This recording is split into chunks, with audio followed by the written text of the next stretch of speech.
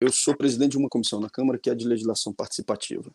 Houve uma decisão do Supremo Tribunal Federal que disse que as emendas têm que ter rastreamento, tem que indicar de onde elas vieram, para onde vão, com ata nas comissões, onde fique determinado quem é o parlamentar que fez a indicação.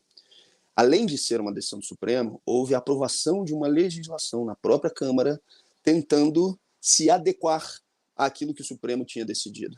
Arthur Lira, simplesmente, no final do ano, porque ele não queria que essa discussão de emendas voltasse às comissões para beneficiar prioritariamente o Estado de Alagoas e outras articulações que ele tem, passou por cima da decisão do Supremo, passou por cima daquilo que tinha sido aprovado na Câmara e indicou um conjunto de emendas à Secretaria de Relações Institucionais que não eram a ratificação do que já tinha sido deliberado, não, era uma nova formulação.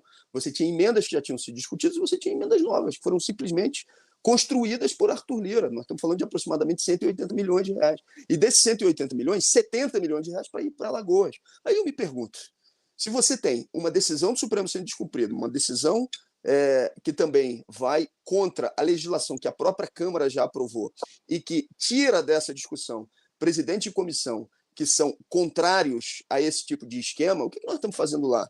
Nós estamos só carimbando um script pré-definido? Não. Aí o mandado de segurança ele se aplica, né? Porque você tem um direito líquido e certo, com uma autoridade coatora, no caso Arthur Lira, trabalhando para que eu não possa dar exercício à minha função. Esse foi o motivo da apresentação do mandado de segurança. Combinado com isso, a gente apresentou também, a bancada do PSOL e o partido, uma representação junto à DPF, que já tramitava no Supremo, com uma comunicação de descumprimento por parte da Câmara, mais especificamente por parte do Arthur Lira. O que o Dino está solicitando é o mínimo. A decisão dele é corretíssima. Ele está dizendo, olha, vocês aprovaram, o Supremo aprovou, essa decisão foi tomada de que tem que ter transparência nessas emendas. Como é que de uma tacada só no final do ano, vocês pedem a liberação de 4 bilhões de reais sem transparência mínima, sem sequer ter ata nas comissões onde esses recursos teriam sido deliberados, quando na verdade não foram, porque, repito, parte desses recursos é dinheiro novo para atender o projeto de poder político do Lira. O mínimo que a gente tem que ter é uma solicitação ao Supremo Tribunal Federal, e esse foi o atendimento para que a decisão do Supremo e a legislação aprovada na Câmara por transparência seja cumprida. Esse foi o motivo do mandado de segurança.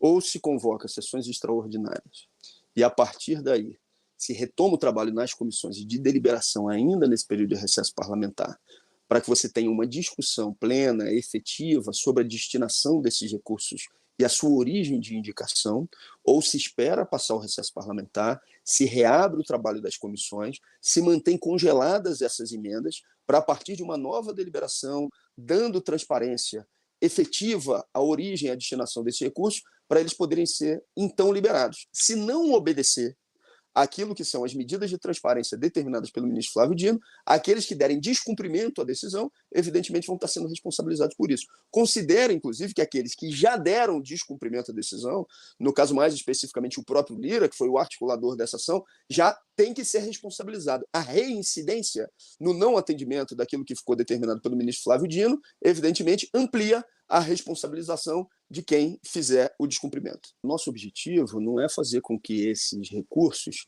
sejam utilizados para fazer caixa ou pagamento de juros, né?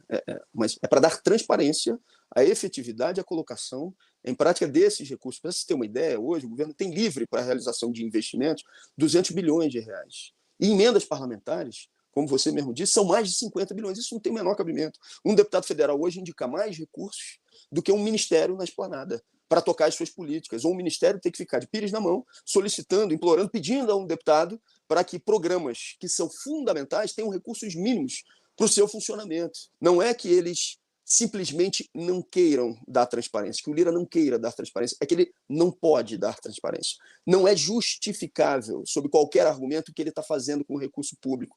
Repito, presidente de Câmara autoritário não é uma novidade. Agora, que maneja a quantidade de recursos que o Lira maneja, bilhões de reais, na sua execução e na formulação e colocação em prática do seu projeto de poder, não há precedente histórico. Então, o que vai justificar 180 milhões que não foram debatidos em comissões, incluídos nessa demanda encaminhada à Secretaria de Relações Institucionais, desses 180, mais de 70 serem indicados para Alagoas? O que vai justificar, entre todos os estados brasileiros, Alagoas ser o que mais recebe emendas parlamentares, num esquema que começa de maneira secreta e que continua secreta, apesar de hoje ter a indicação sendo realizada pelas próprias comissões. O que vai justificar o escândalo, por exemplo, dos kits robóticas, onde recursos do orçamento secreto foram utilizados para dar manutenção a um projeto de poder político, no mínimo não republicano, tocado por Arthur Lira, onde um dos seus principais articuladores, chamado senhor Luciano, está diretamente implicado nessa história, é um cara que estava na liderança do PP e que saiu por um tempo, exatamente para deixar a poeira baixar. O que vai explicar que a filha do Luciano seja sócia do filho do Arthur Lira numa empresa intermediadora de propaganda, fazendo com que ele ganhasse poder durante o governo Bolsonaro, ainda no período da Covid. Então tem tanta coisa no meio dessa história que eles não têm como dar publicidade àquilo que eles estão fazendo, porque o que eles estão fazendo é inconfessável. Porque, evidentemente, o que está sendo feito com essas emendas parlamentares, nessa articulação por parte de Arthur Lira, eles não podem publicamente justificar. O que vai justificar que o próprio Arthur Lira tenha milhões de reais de fazendas não declaradas à Justiça Eleitoral? Esse negócio é muito grave e passou de todo e qualquer limite. Ou se coloca um freio nesse poder de Arthur Lira para já, e parte significativa desse poder vem na forma como ele maneja as suas emendas, ou não vai dar no futuro para a gente reclamar ou ficar chorando o leite derramado.